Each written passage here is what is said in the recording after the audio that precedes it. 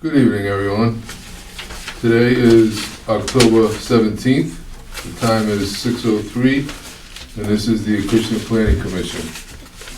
This meeting is being recorded for future viewing on the town's YouTube page, and we are also live via Zoom tonight. Can I get a motion to open the planning board meeting? Motion to open the meeting. Second. All in favor? Aye. Can we introduce ourselves, please? Steve Boucher, member. Mark Francois, Chair. Brian Deschamps, member. Rick Ellis, Vice Chairman. Victoria Alfaro, Town Planner. All right. Did everybody get a chance to look over the minutes that were sent out for September 19th?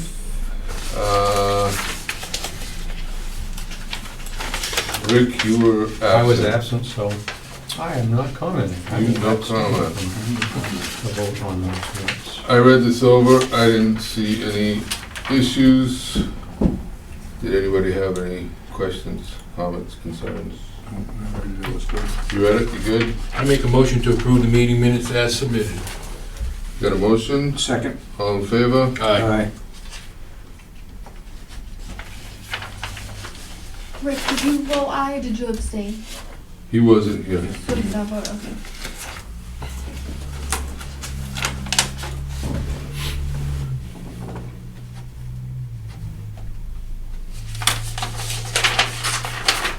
Could you please? All right, moving right along. Public hearing, definitive subdivision 2023-01, 39 Keene Road, map 2, lot 13B, owner applicant AMN Estate Holding LLC, representative is Farland Corp. Scope of the work is a proposed 6-lot subdivision on a single access road.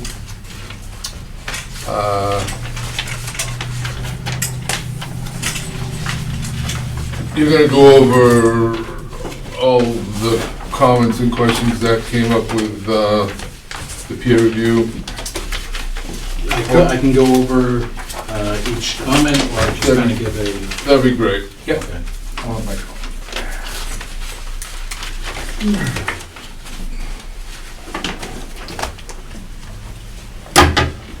Good evening. For the record, John Marchant from Farland Corp., here on behalf of AMN Estate Holdings. Just a brief overview of the project.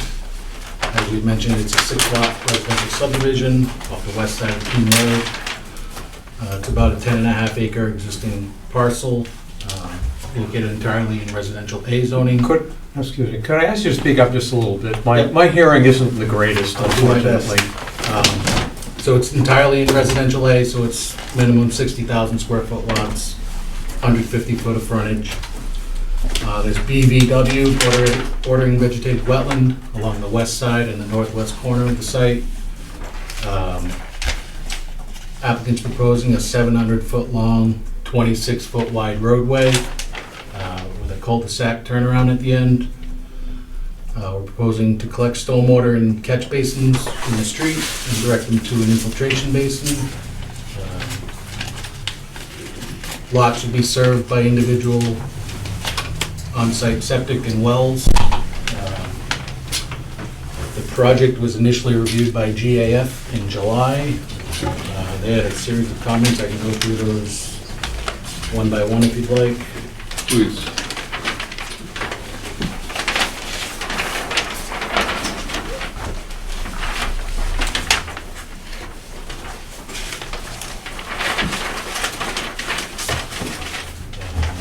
Okay. Comment 1 pertaining to zoning. Subdivision is located within residential A zoning district.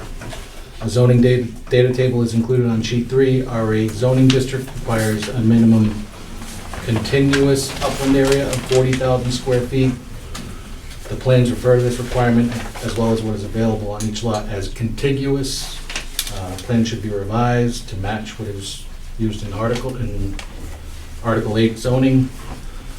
Plans were revised to say continuous as opposed to contiguous. Comment 2, the definition of continuous buildable upland in Article 8 does not include the area of lots within the easement. Plans were revised to exclude the easement area from the buildable area.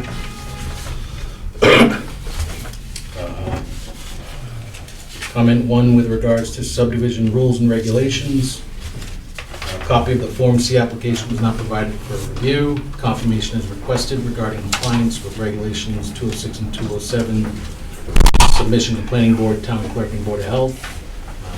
I believe that was provided to the reviewer. They were satisfied with that.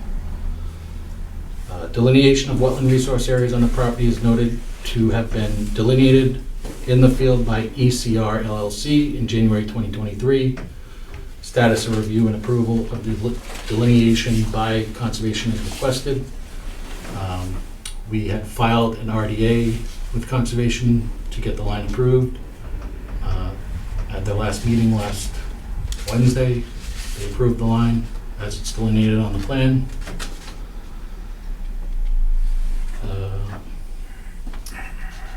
All lots shown on sheet 3 should be labeled in accordance with Regulation 209 as meeting or not meeting the minimum dimensional requirements.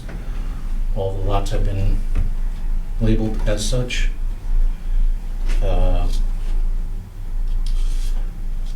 Comment 4, seasonal high groundwater elevation is required to be shown in the roadway profiles in accordance with Regulation 203I. We provided the groundwater elevation in the roadway on the profile as requested. Confirmation is requested regarding requirement to stake center line of proposed roadway. The center line was staked in the field. Waivers are listed on the cover sheet of the plan. Confirmation is requested for submission of a waiver letter. We did provide a waiver request letter.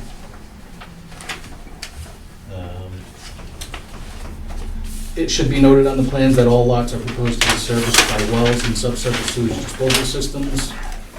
That note was added to the plan. The plan should include the note required by Regulation 210. All methods of construction and materials of construction shall be in conformance with Acushnet subdivision rules and regulations. That note was added to the plan. The majority of proposed drainage pipes are specified as HDPE. Regulation 406C requires the use of RCP. A waiver should be requested to allow HDPE. We have no objection to the use of this pipe. We did request that waiver to allow the use of HDPE pipe. Roadway cross-section on sheet 7 indicates vertical granite curb to be installed. This should be corrected consistent with the bituminous concrete curb detail. That was corrected on the plan. We have no objection to the requested waiver to allow an infiltration basin for road runoff and infiltration chambers for roof runoff. These systems are necessary to provide the recharge of groundwater required by regulations. That was a waiver that we had requested. For stormwater management system and report, comment 1. The street drainage system has been designed on the basis of the 5-year storm as required in subdivision regulations. Proposed infiltration basin is required to accept and mitigate runoff from storm events up to and including the 100-year storm event. Currently, there is no means of overland flow provided from the low points at the catch basins to the infiltration basin. We had provided pipe capacity calc showing that pipes could handle a 100-year storm event without flooding out the roadway. And we provided a watershed map for each individual catch basin. Comment 2, runoff curve numbers, input for woods, good, HSGA and HydroCAD should be corrected to consistently utilize RCN 30. Stormwater report was revised to meet that requirement. Comment 3, separation of seasonal high groundwater at the infiltration basin is shown to be approximately 2.2 feet. Groundwater mounting analysis is required. We provided that. Comment 4, the typical detail of a detention basin And the rules and regs include a 6-foot-high chain link fence. We provided that on the plan. Comment 5, test pit locations are included on the plans, soil evaluations provided in the report. Only one test pit is indicated near the bottom of the infiltration basin. We provided an additional 3 test pits. Comment 6. The plan view depiction of the infiltration basin should include features indicated on the cross-section, including details such as vertical granite curbing and riprap stone on the back side of the slope. Plans were revised to include that detail. Comment 7, no erosion protection is indicated for the discharge location below the overflow spillway. We provided we provided the stone pad extending an additional 10 feet beyond the bottom of the slope. Comment 8, individual lot development is evaluated based on roof area for each house and garage of 17 or 1,740 square feet. It is likely that larger homes will be constructed on each lot. Roof recharge system details specifies 3 chambers per 1,000 square feet of roof. Paved driveways drain to the street collection system. Individual lot development can be expected to include porches, decks, walkways, patios, and pools. Drainage calculations should be revised to include these. We did include those in the revised calcs. I was wondering what these were. These are all swimming pools that you got back here. Yep. And comment 9, long-term O&M plan should include a list of public safety features, an estimated annual cost for inspections and maintenance, and that was included in the revised O&M. So those plans, those revisions were submitted again to GAF, and we received the second review letter on October 3rd. They had 2 outstanding, or I should say, the remaining comments, subdivision rules and regulations, a copy of the WPA Form 1 RDA filed with Conservation Commission, seeking review and approval of delineation was provided. Status of Commission's review should be provided. That they had that meeting last week and they approved the line. Comment 6, a waiver request letter has been provided in accordance with Regulation 203K. Clarification is requested for the waivers listed for drainage pipe type and cover depth. We revised our waiver request letter to specify ADS N12 HDPE soil type. For most of the pipes, there are 3 pipes that have less than 3 feet of cover. We're requesting Class 5 RCP for those pipes.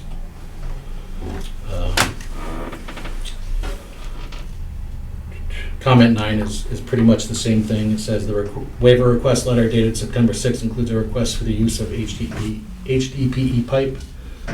The applicant should clarify the specific type of HDPE pipe, such as ADS N12 dual wall pipe with soil tight joints, as an example. Plan should be revised to list the pipe specified. Applicant should review the wording in the waiver request letter with respect to the type and cover depths requested. That was addressed in our revised waiver letter. And comment 6, the plan view depiction of the infiltration basin has been revised as requested to include riprap erosion control, protection down gradient from overflow spillway, and vertical granite curbing installation along the top of the spillway. Overall dimensions for these items should be clearly labeled on the plan. Language advised, details.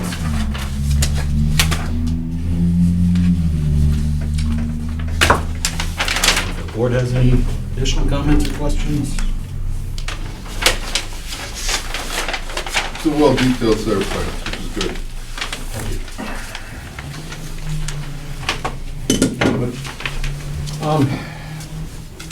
The depth groundwater along the roadway, you made a general comment of doing testing at the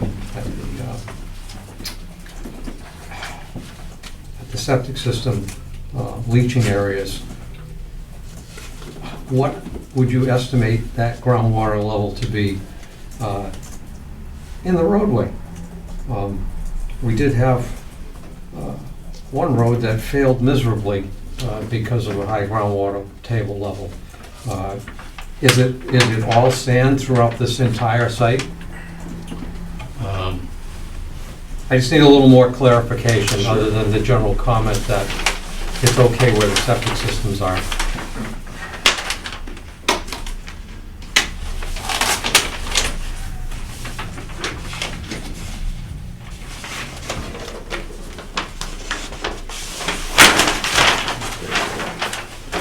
So the test pits that were performed, Can't hear you. You gotta speak up some more. I'm half deaf. I'll have to eventually break down and get some hearing aids. I will apologize for that.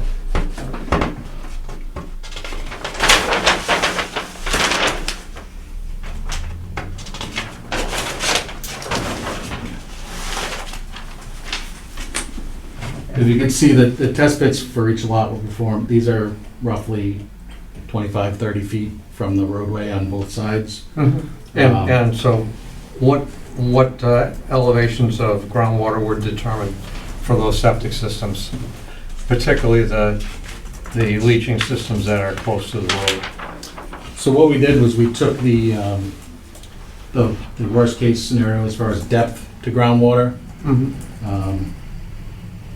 at each interval along the roadway where the septics are. Yep. So why don't you start with one of the septic systems and describe to me where the water table was estimated at those leaching pits?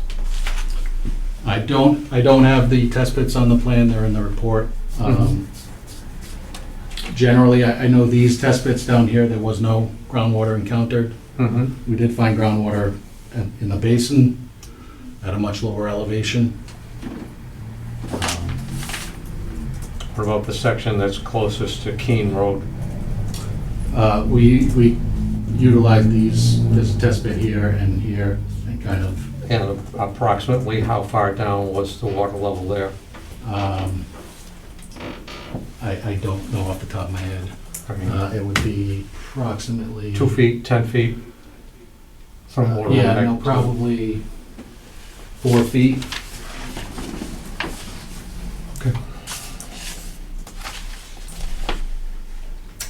Which is, Yeah, where do you think that it might be 4.5 4 feet? Like, especially at that low point? Where would it be 4 feet? At that low point, what do you estimate the water table level to be? This is 4.5 feet, Okay, all right, that answers And, that question. greater than 10 feet at the end of the road.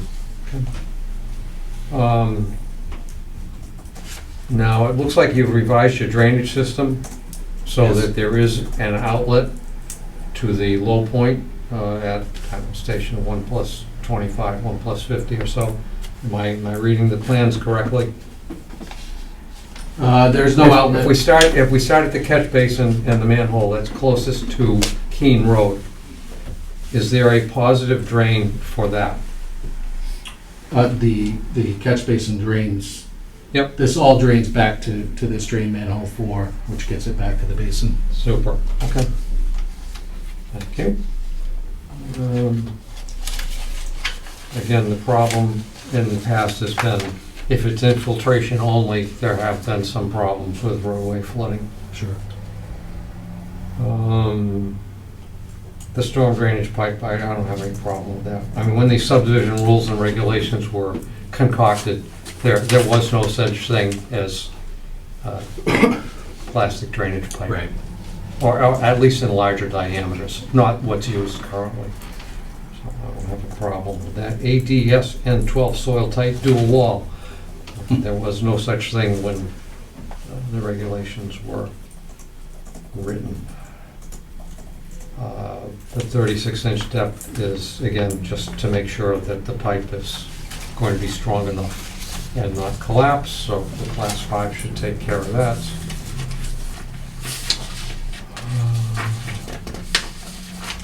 None of these, I know you've got some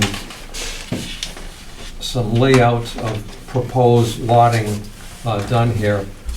Whatever you guys come up with, it'll have to pass muster with the building inspector as to whether each one of these lots meets the current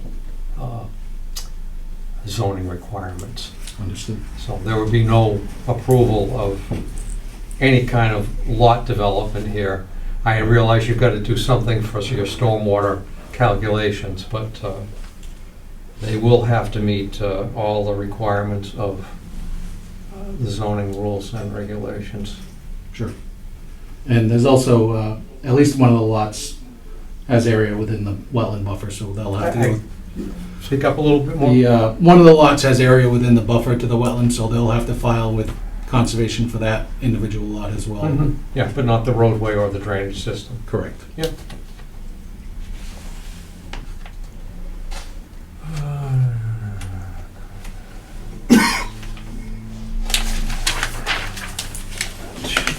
Okay.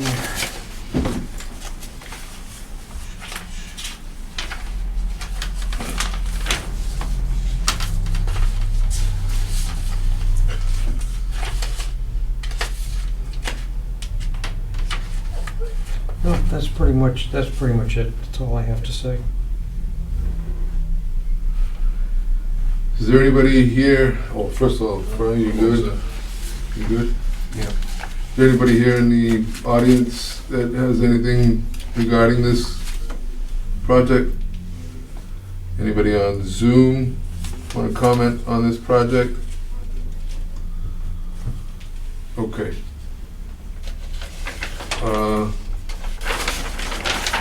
I'd like to entertain a motion to close the public hearing. Motion to close the public hearing. Motion, Second. all in favor? Aye. Me and Steve, we sent this out to peer review. GAF came back with all the comments that Mr. Marchand just went over. He's made all the corrections. It's been back to GAF. They've looked at it a second time and gave a stamp of approval on all the changes.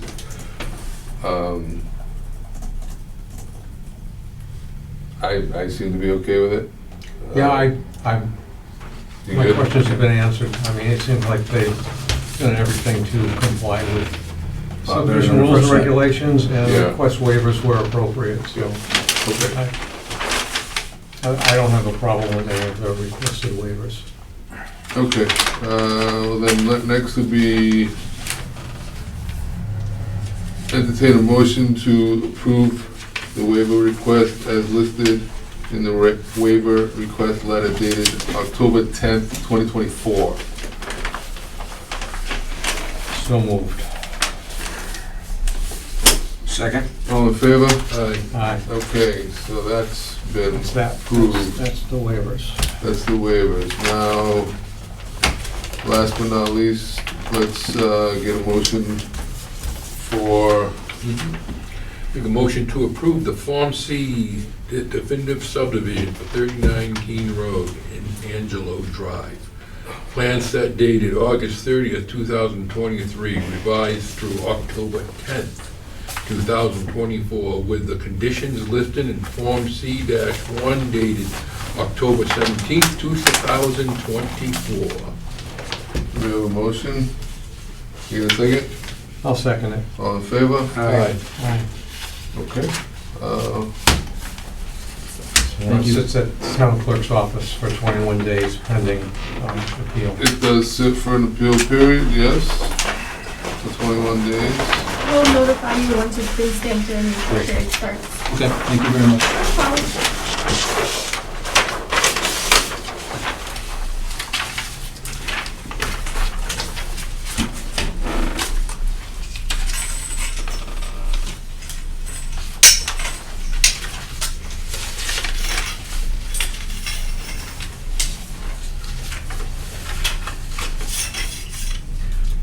assuming that no appeal is filed and we go on to sign and finally approve the plans, somehow we've got to have a way that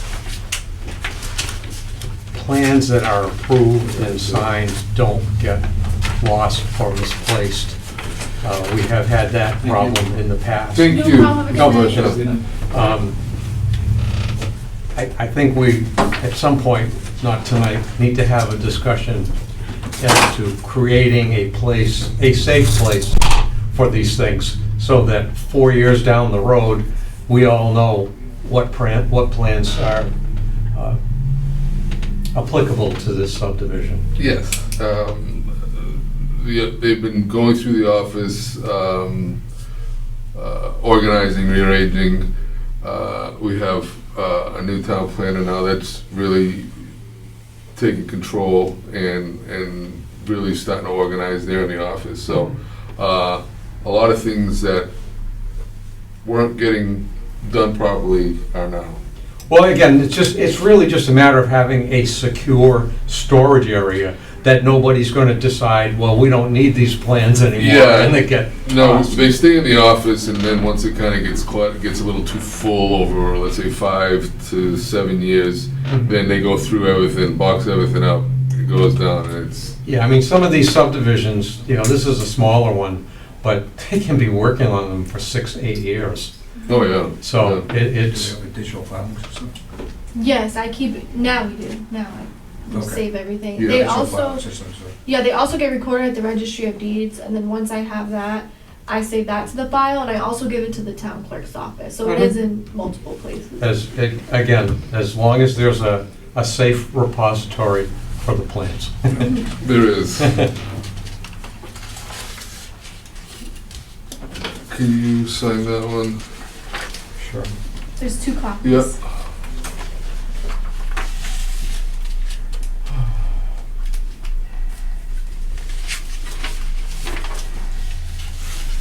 No, let's sign this one, right?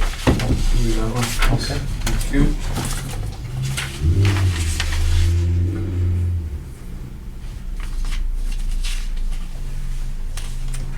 This one's for you, sign, please. Oops, sorry. Thank you. Oh, Brian, sorry.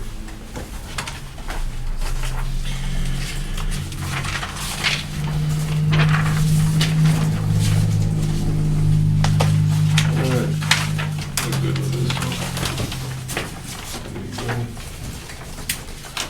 one. Alright, moving right along. I'm gonna go slightly out of order here.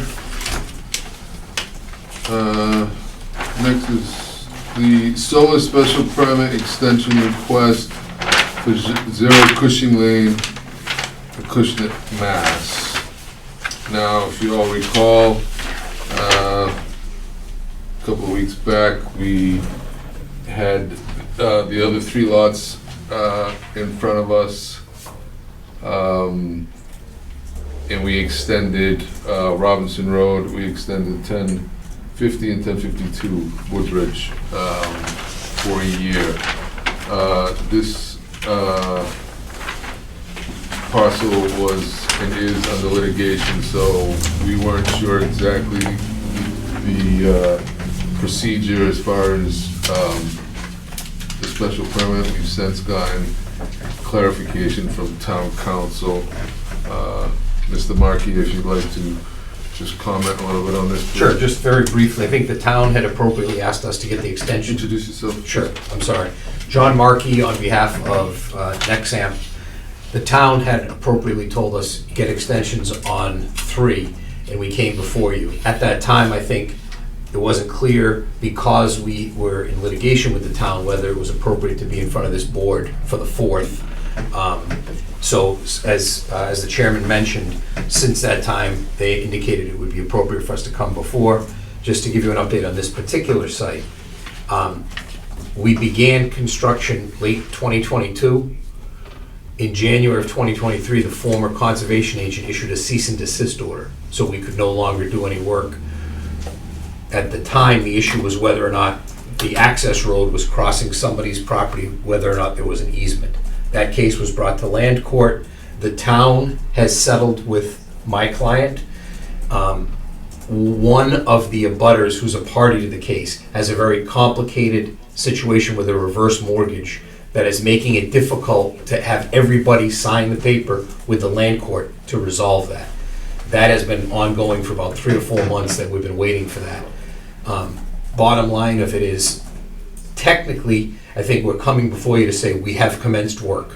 And I think it's pretty clear, the only reason that Pat Hannon issued a cease and desist was because we had commenced work. So we had commenced work, we've been working with due diligence, we've had a good working relationship with town council, we've settled all issues with town council, we're just waiting for that semi-complicated title issue to be resolved before we can get back out there and complete the project. So at your request, we're back here for the 4th of these, and I think it's pretty straightforward, the same as the others. We, if you recall, we had received a set of plans for the roadway construction from when Cushing Lane and the asphalt ends, and then they had submitted plans to continue the road into the project. We have since gone over that, we have since approved all that, that's already all said and done. And again, the other 3 were extended for a year. As far as I'm concerned personally, this one should have been in front of us with the other 3. And the proponent has been trying to actively start this project, but as you mentioned, they're in litigation, so that's where I stand. Gentlemen? I mean, there's no question that they certainly have diligently tried to move the project forward, in my mind, and by their actions. I mean, I don't have a problem with a 1-year extension, like all the rest of them.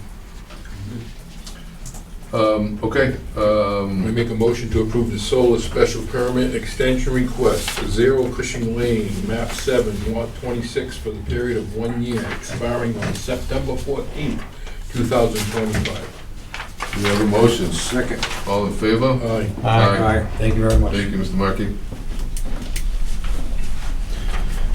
Okay, moving right along. Again, I'm gonna jump out of order.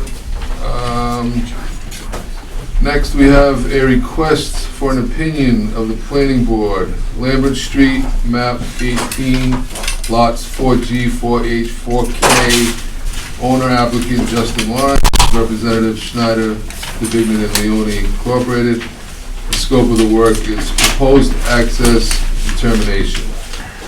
Mr. DeVignan. Thank you, Mr. Chairman, board members. For the record, I'm Dave DeVignan. I'm Schneider DeVignan Leone. I represent Justin Lawrence. He's here with me this evening. He is looking to develop a lot off the end of Lambert Street. There's a pretty long history to the work we've been working on for this project to come to fruition. I've outlined it, I'll go through the memo that I put together to sort of bring us from the beginning to the current where we're standing today. So I put together a packet and of plans, 11 by 17, and the first plan in your packet is the actual roadway construction plan, which was developed in 1982, signed by the planning board. Rick, I'm not sure if that's you on the top, or your dad, but in 82, the planning board approved Lambert Street, basically an extension, with a finger-like kind of shape to it. Dave, give me a second, Sure. please. Sorry to interrupt you, so you got the right set of plans, yeah. So the full-size set of plans is what you see on the board. That's the full That size. is what we're proposing. Oh, that's that right there. Now, the small set that I put together, I think I submitted at least 5 packets so everybody can follow me. That's what I want to walk through to show and get us to today.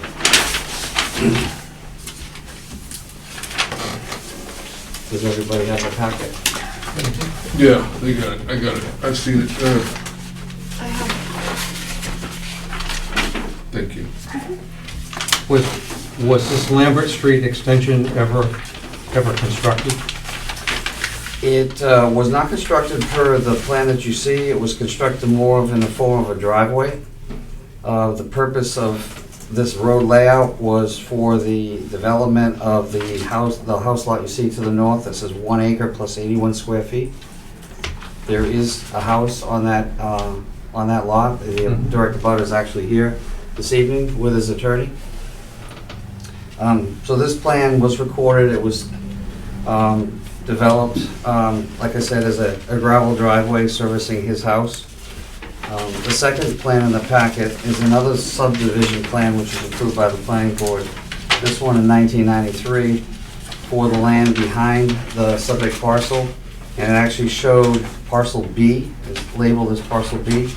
And it actually says on it, if you see, not a buildable lot, extension of Lambert Street is necessary to create a buildable lot for frontage. It has 50 feet of frontage at the end of Lambert Street, and you can see the lot area, 56,490. At that time, it actually met the lot area, but not the frontage requirements. The lot areas back at that time, I think, was 30,000, and now it's 60,000.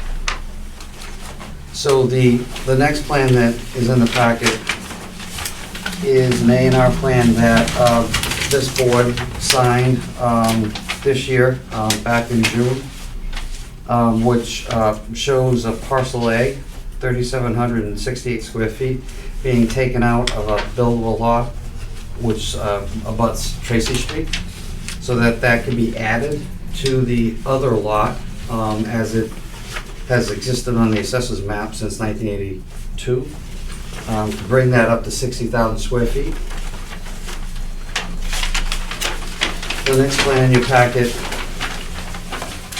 is a conceptual preliminary, we call it a preliminary subdivision plan, which we propose to create the frontage with a hammerhead at the end of Lambert Street.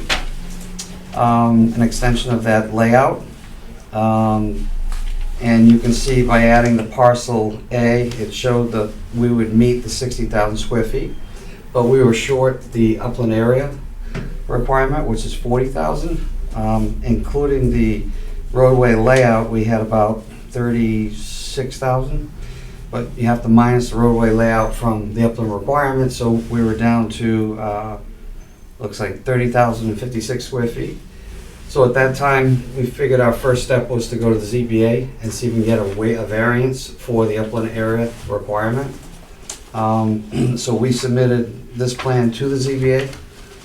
When we went to the ZBA, the abutter, the direct abutter, who has, you can see his house, house number 50 Lambert Street, showed up at the ZBA hearing and objected to the plan build-out that we were proposing, which is the very next plan that you see in your packet, which shows a 20-foot wide roadway with a hammerhead, a stormwater swale, berm, all the wax, if you will, in order to provide roadway access that we would then come before this board should we get the upland variance of less than 40,000. At that hearing, the abutter objected with his attorney to such a significant, and I'm paraphrasing here, degradation of his property by blowing out all the woods and creating such a massive road to service one lot that has existed since 1982. So they put forth to the Board of Appeals, and we didn't oppose it, obviously, that if the Board of Appeals would entertain a waiver on the frontage, we wouldn't have to build such a massive road. We would then have a frontage variance from 150 to 50 for how the lot exists today, plus the upland variance would then make it buildable, which is the next plan that you see was a revised plan submitted to the ZBA, which shows parcel A smaller now, a little bit smaller, which matches the A&R plan that you signed, because we didn't have to take out of the upland area for that, to create the frontage. So basically, this is the lot as it existed for the last 40 years, plus parcel A made it 60,000. We have a variance obtained by ZBA for the upland area requirement down to 34,800, so we got a variance for approximately 5,200 square feet. And we got a variance for the frontage requirement down to 50 feet. So now we have a buildable lot. It's more now of a, I view it as a retreat lot. We only have to provide access to get to the lot because it's at the end of the street. And in doing so, what we agreed to, the next exhibit you have is the Board of Appeals decision, which we included. And then finally, as you get to the last two sheets, set of plans, what we're proposing today, which is on the board, which is to basically split off the existing gravel driveway, roadway, whatever you want to call it, within the layout, create our own access to our property, and minimize the impacts to the abutting property as well as the wetlands. There is a wetland system. If you were to look at this plan, if you follow the green line, that's your wetland system, and there's a small wetland slither through here. There's a what looks like it's a drainage ditch that functions as a stream, which drains the water through and to the wetlands.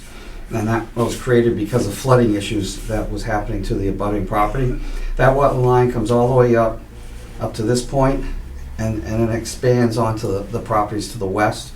So we're actually gonna have to alter the wetland system to get from here to here with this driveway that we're proposing.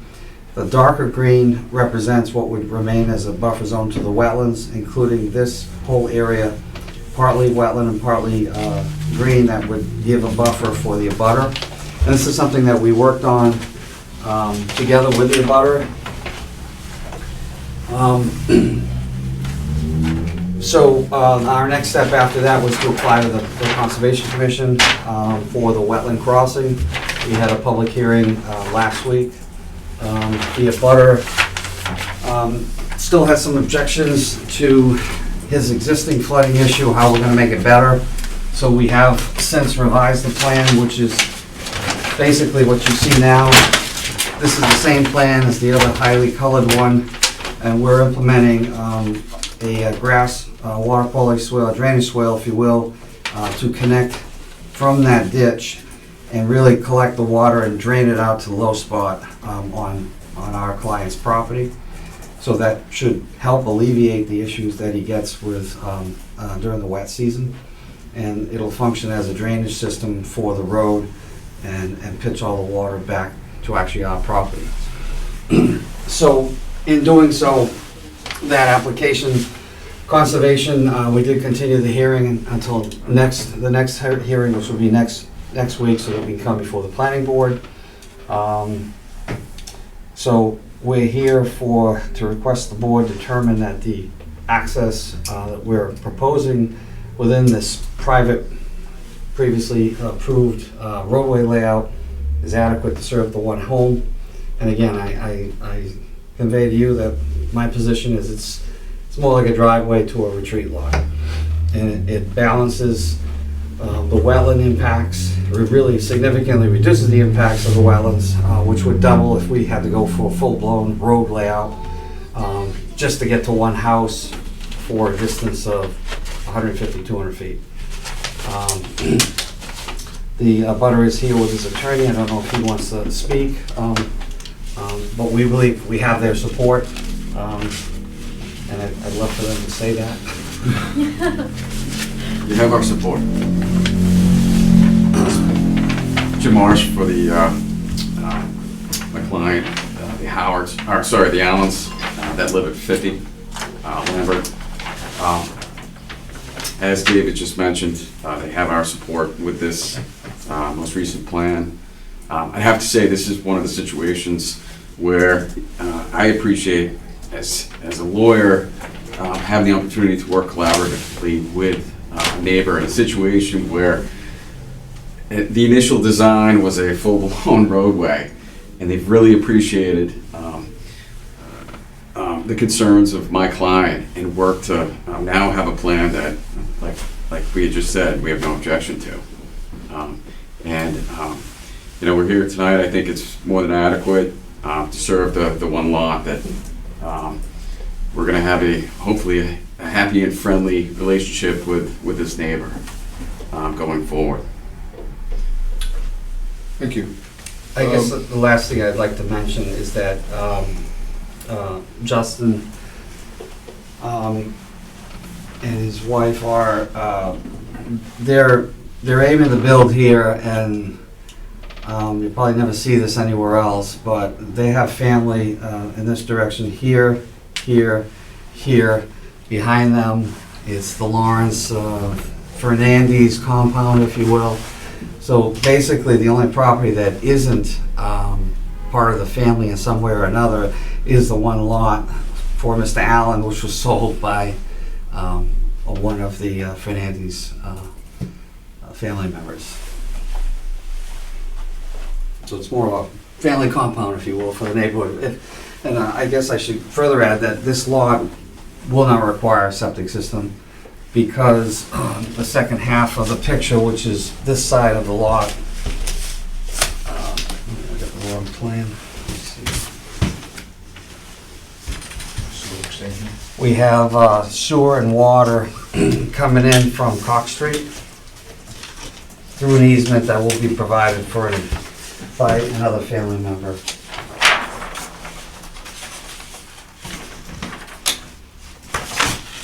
Yeah, this is gonna be private, this is private road from. Private road, remain in perpetuity as a private road.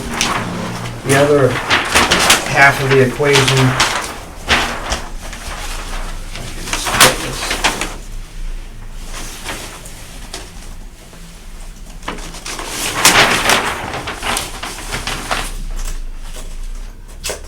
Of course, I got it upside down, right?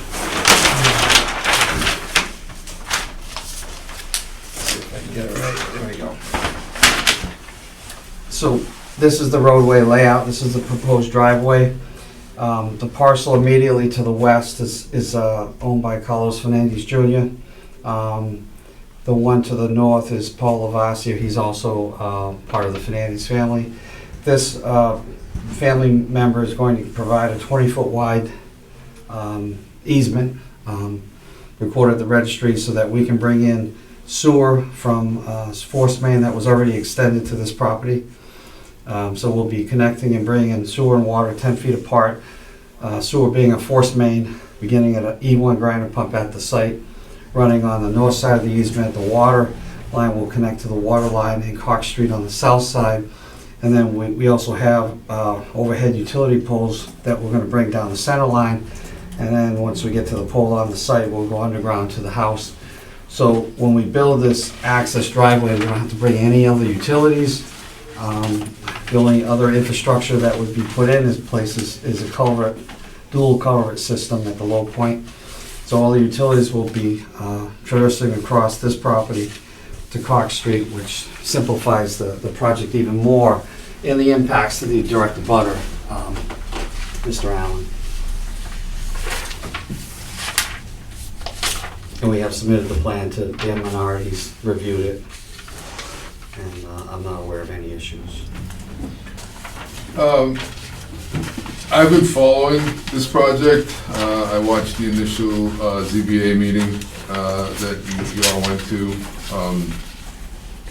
And kind of like Chairman Brown said, I think it's a good thing that, the two neighbors were able to come to an agreement, regardless if it's a Form C subdivision roadway or a driveway or the wetlands. I mean, as long as everybody's happy and it's, done the proper way. So I think that's a good thing that the two of you gotten together, and worst thing you want to do is live near each other and be mad at each other for something that somebody didn't agree to, or be unhappy about it.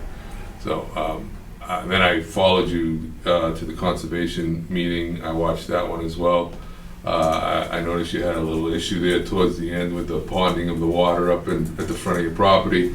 I see that you fixed that, which is good. And again, just, two people, two neighbors working together to get things done, which is, in my opinion, good. Gentlemen, any questions, comments? My only one is, and it just may be my poor interpretation of things. I thought that you couldn't use the end of a roadway for frontage. Well, that was part of what he had said. So they started out, No, Oh. I understand that, but in terms of zoning,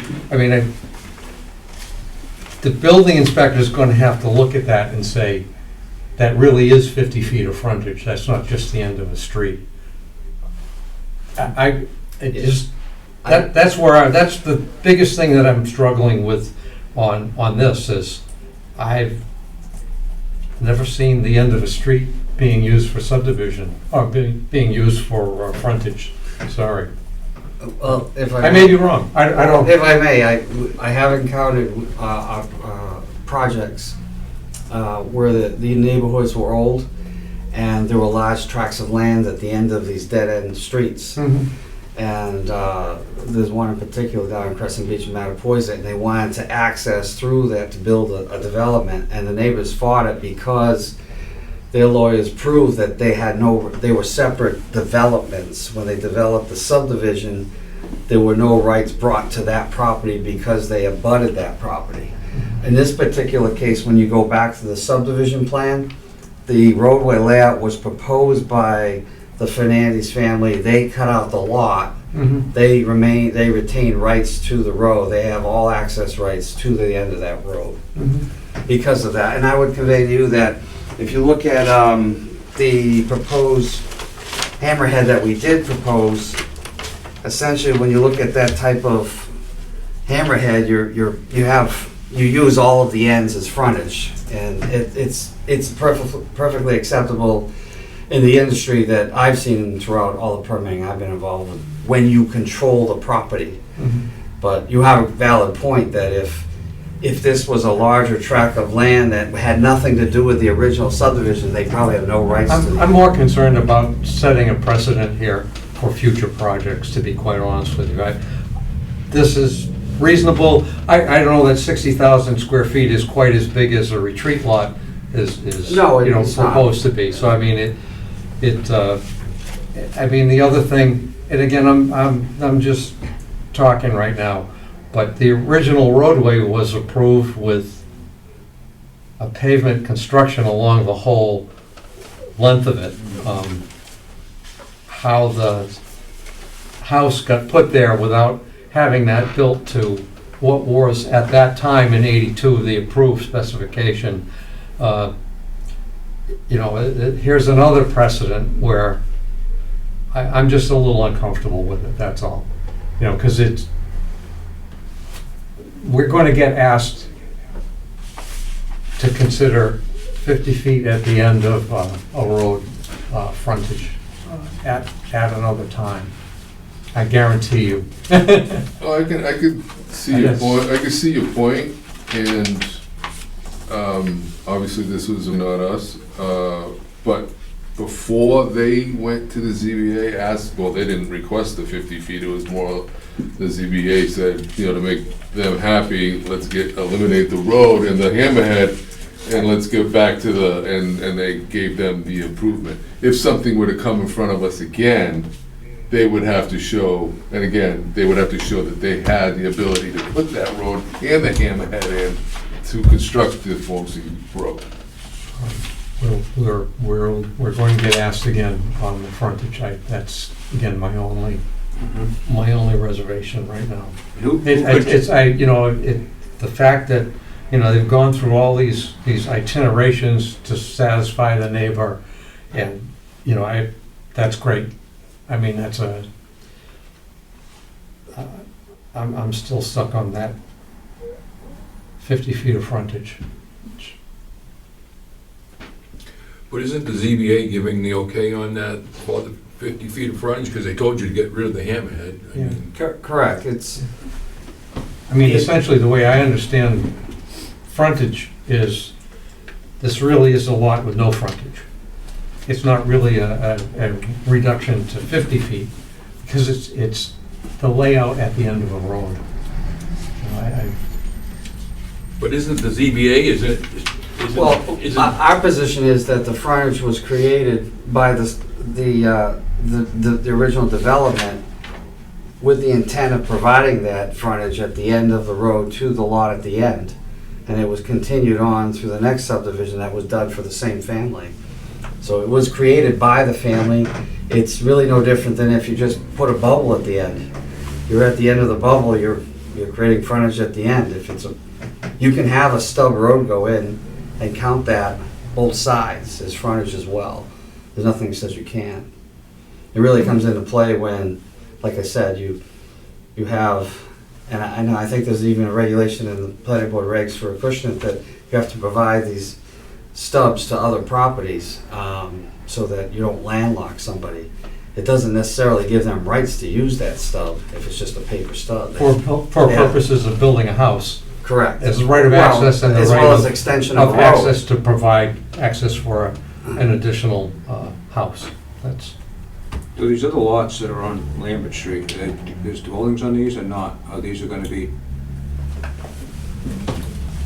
There are no other Mr. lots, Allen's there are house. no other houses on this, there's no other vacant lots that are bought that? no, That's lots. no, not at all. are they built, I can't see them on that side, I just didn't know if there were any dwellings on that side of it over there.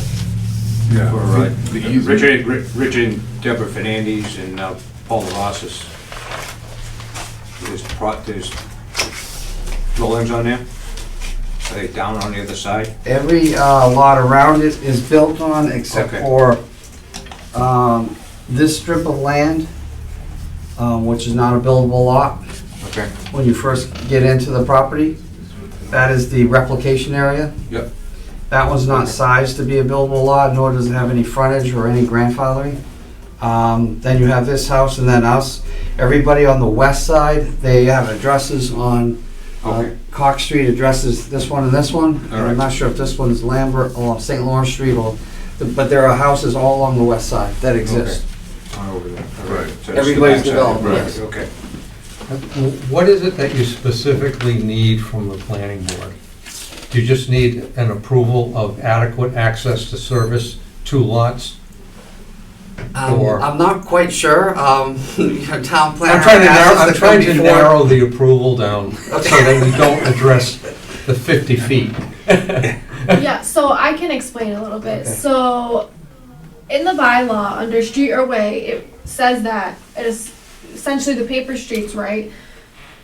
If it, I don't have the definition with me, but basically they need to request an opinion of the planning board to show adequate access, grades and construction to serve the proposed use of the lot, which in this case is a single family home. So that's what they're coming in front of us for, is to request an opinion essentially. We're not, I don't think we have anything to do with frontage at this point. If the ZBA granted it, I would say, I mean, I don't think there's anything we can do, but, I would propose that we not address the issue of frontage okay. on this proposal, and just look simply as that gravel driveway as shown. This is the correct plan here? This is the one that we would be voting on in terms of, If that's the one that has the swale, you should have there's so many plans here. I should just- have a revision day of 10/10/24.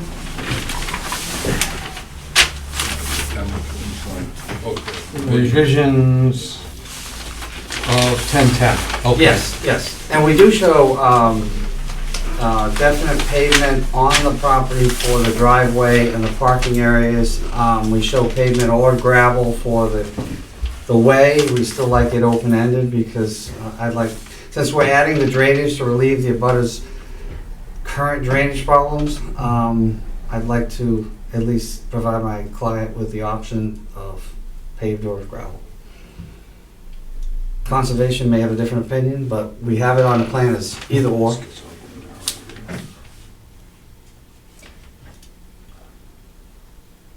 May I ask a question? Please.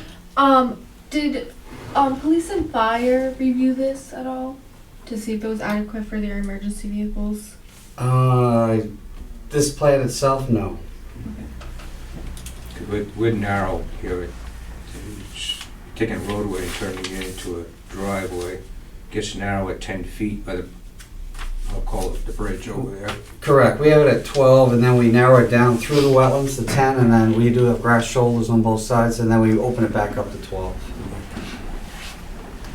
We're trying to preserve, the key is preserving that ditch, which actually drains the water. It's a very visible ditch. And so we shifted the whole road to the other property line.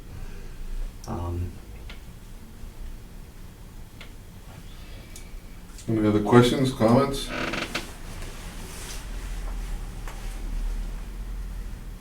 Now, is there easement for access to the back? I see with these two driveways. I mean, how does this all work over here? As far as, you got existing gravel driveway going over to Mr. Allen's house over here. And it, you know, it all emerges at the end of the street over here. So, They'll share the first leg until the split. Yep. His driveway is what we label as existing gravel driveway, and that parking area, that all remain the way it is now. who owns this who owns all this at the end of the day?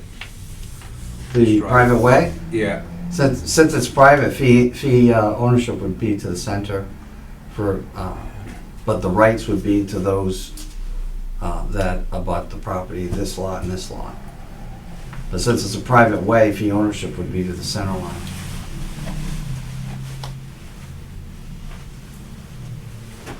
who's responsible if that road, if that gravel road for some reason washes out?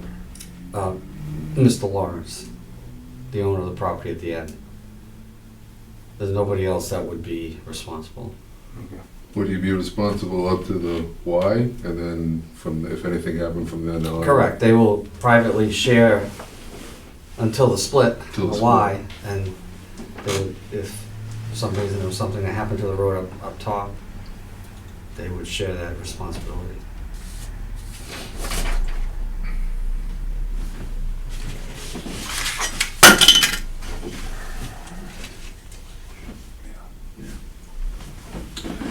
This is to demonstrate suitable grades, adequate construction, and serve the purpose for use of a single-family home.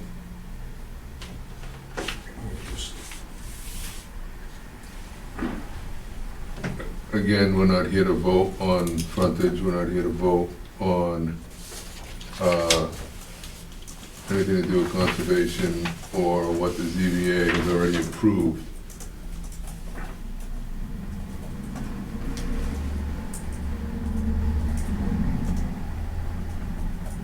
Does anybody have any other questions, comments, concerns?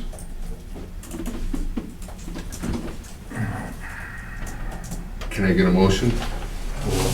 What are we? Read it. I don't know if I want it.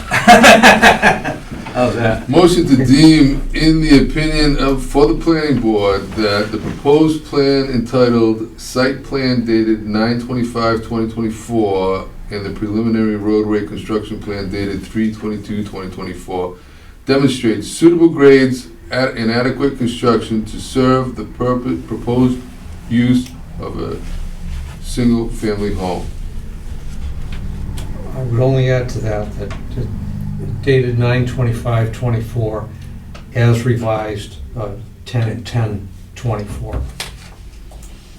That's the actual plan that There you go. they've asked for us to approve. Preliminary roadway construction plan. I don't think you really want to include that one. What's that one? That is. Is that the- sheet 2?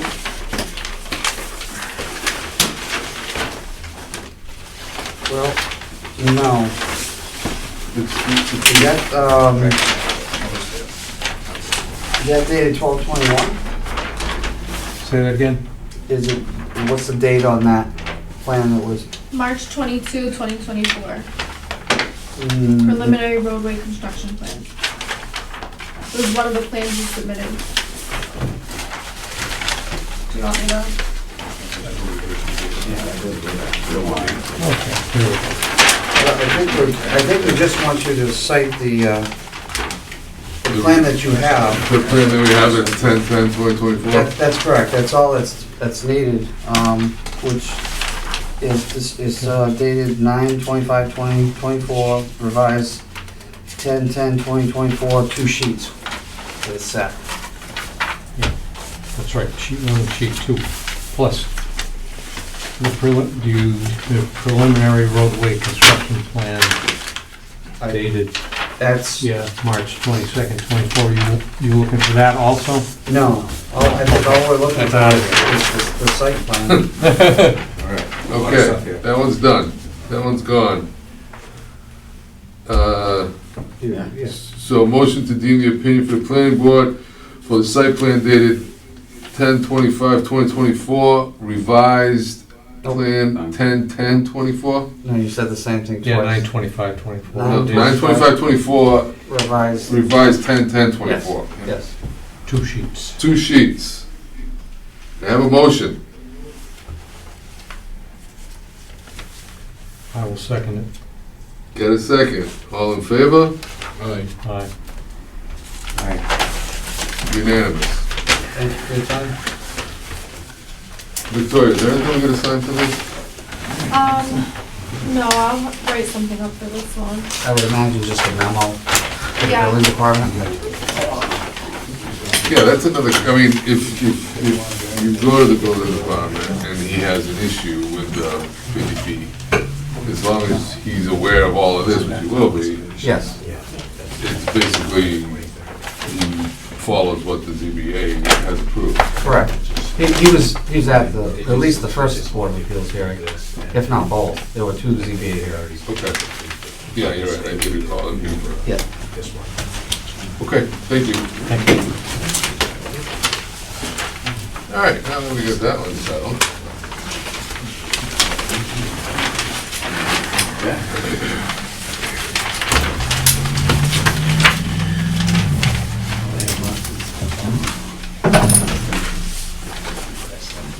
Discussions and other topics.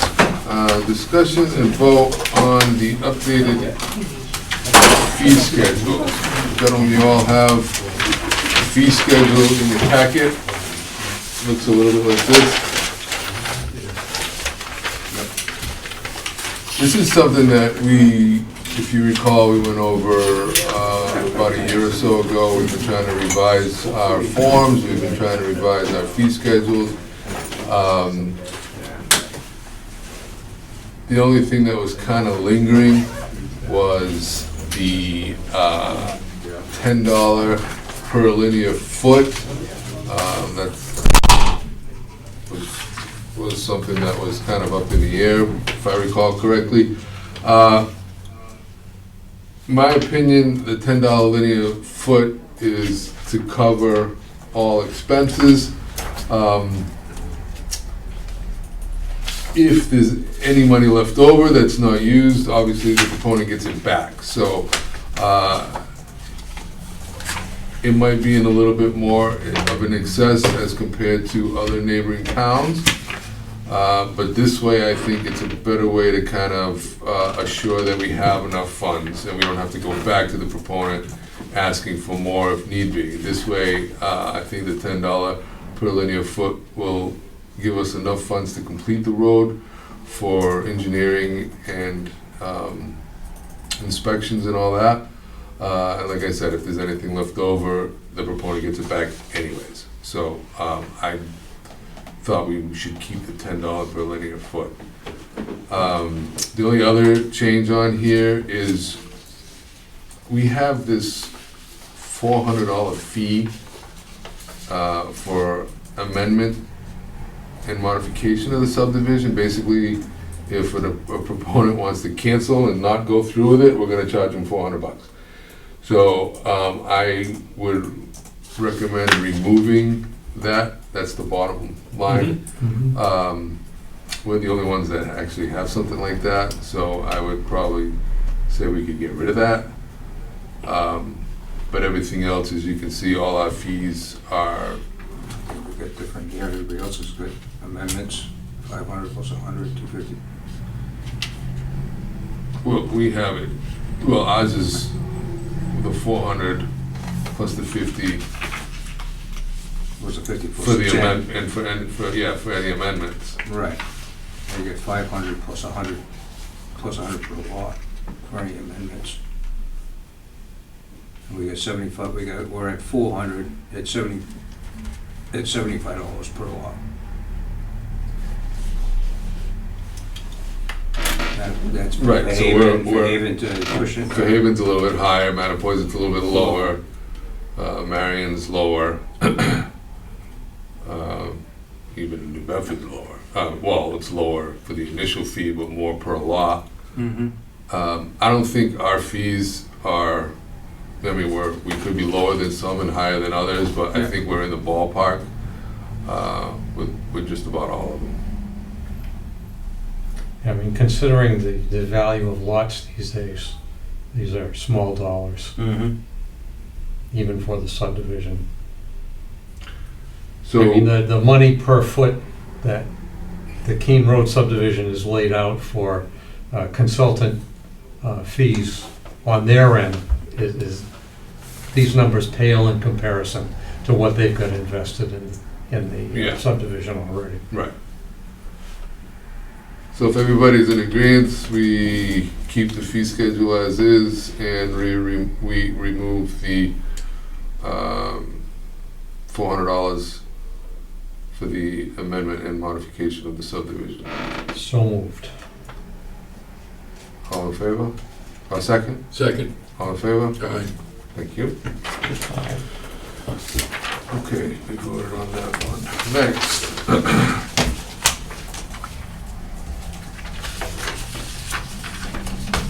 Discussion and vote on the filing requirements. Victoria, can you help me out with this one? Yeah, of course. So with the filing requirements, we were also trying to clean those up as well, and I had noticed that there were a lot of separate forms for each application. So as far as like filing requirements go, so I felt like kind of condensing it down since a lot of the requirements are similar, especially for filings that have a public hearing. So we sort of condensed it down onto one cohesive sheet, and we also put on there to require PDF copies of the filing so we can have them electronically, as well as reducing the plan count from, I believe it was 10 copies down to 4 copies, which is enough for the board and to have one for the file as well. I had spoke to Victoria about this earlier because right now we do require 10 copies, possibly bringing it down to 4 copies. I just want to make sure that we reach out to all other departments to make sure that they don't want a copy. Okay. If they, if they're just happy with the PDF for their files, then there's no need to, have 10 full copies if they're just gonna throw it away when we give it to them. Right, okay. So I agree. why don't we reach out to them and see who needs it, who would like to have a copy and who would not, and then we'll modify that number accordingly.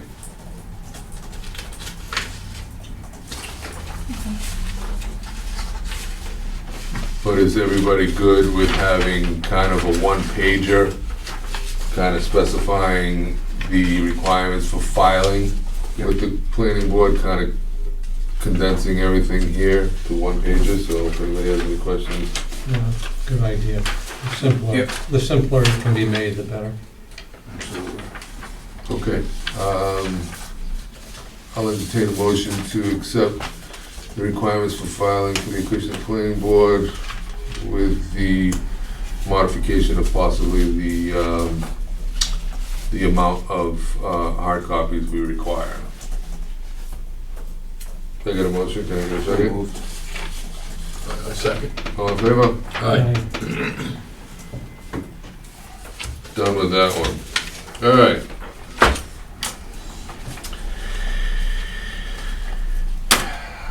The refund. So this is discussion and vote for a refund, the decommissioning bond for 355 and 550 Main Street. Bear with me for a second. This is for the two projects on Main Street, the old driving range and the 550 Main. This is basically $800 left over from the initial cash bond that they put down. Am I correct with that? This is the remaining funds from the review GAF had did on the decommissioning estimate. That's what it was. Yeah. Are we all good with giving them back their money? If those projects are done, I don't see any reason to, Well, the decommissioning has been done by GAF. We've given them the decommissioning report. They have no arguments with it, and they're gonna be giving us carrying out the bond for that. Yes, they did say they were working on getting the bonds in place, and then once they do that, I will come back to the board to request to release their cash sureties that we're holding. Motion to release, refund the authorized amount of $800 to project name 355 Main and 350 Main Street, solar project decommissioning review. so moved. Second. All in favor? Aye.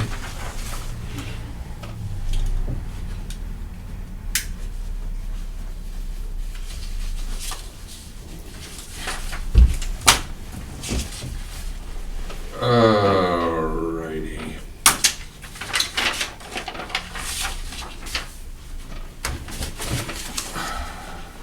Town planner update.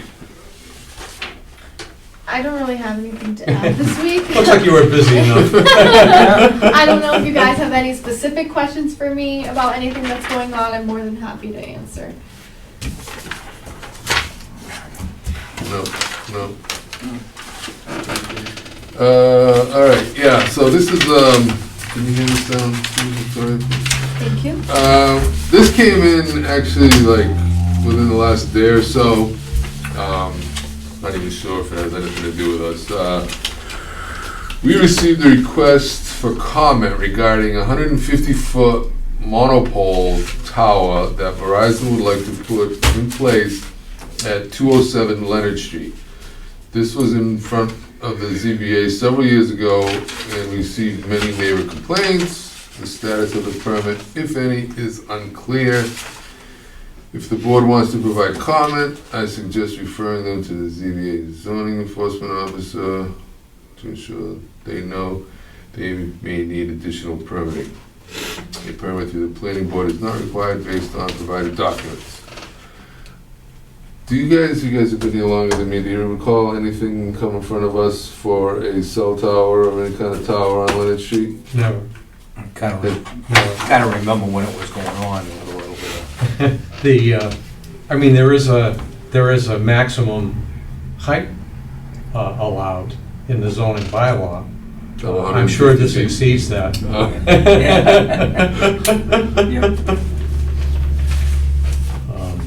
But, that's a building inspector issue really more than. Yeah, we're gonna look at it and see if it's, actually if it's a residential, I don't know how that works putting that tower up is residential versus. It's Department of business. Public Utilities, they've got their own set of regulations. Yeah, I don't know, like, that would be a building inspector issue more than anything. Yep. I'm more concerned that it improves the cell signal at my house on Lake Street, to be quite honest with Yes. you, which stinks. Yes, I agree. I don't disagree, but it's, I guess if Andy's got an issue, he'd be sending it back to us, right? What's that? If the building commissioner's got any issues, it would be coming, I think it wouldn't even come back to us, I think it would go to ZBA, because they're the ones that do the permitting for these. Yep. We don't have anything to do with the special permit. They sent us something asking for our comments. I personally, my comment is send it to the building inspector and then to ZBA if need be, but I don't think we really have much to comment on. No. Okay, I just wanted to throw it out there. Okay. Anything else anybody would like to bring up or talk about today? Our next meeting is Thursday, November 7th. Can I get a motion to adjourn? Motion to adjourn. Got a motion? Second, all in favor? Aye. Aye. Good night.